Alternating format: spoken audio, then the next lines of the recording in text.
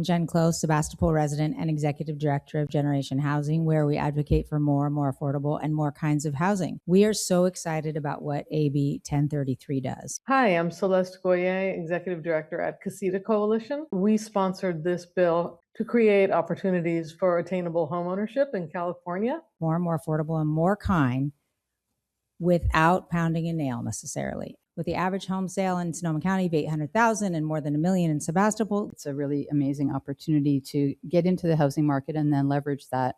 Home ownership is a real way to change people's lives.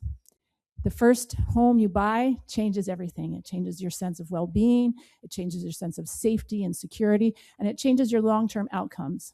This is doing equity. We have fewer and fewer families with kids that can afford to live here. And we have fewer and fewer teachers and staff at the school that can afford to live here. The first responders and the people who do all the work in Sebastopol can't really afford to live here. I have a lot of friends in Sebastopol around my age who are thinking of leaving. I'm looking to move out of Sebastopol because it's too expensive, and I would love to stay.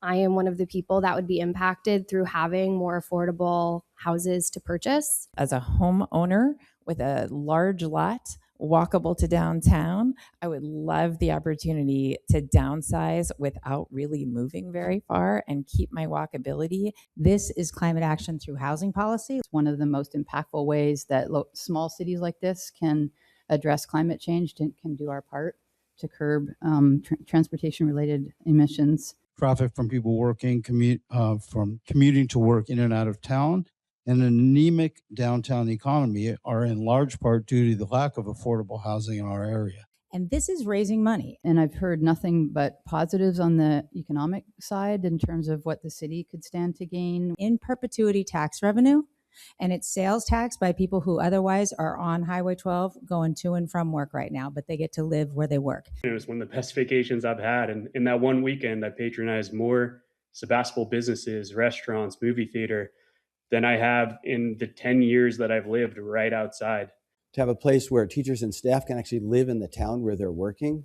Have more of my paycheck going to support local businesses. Keep the middle class strong here.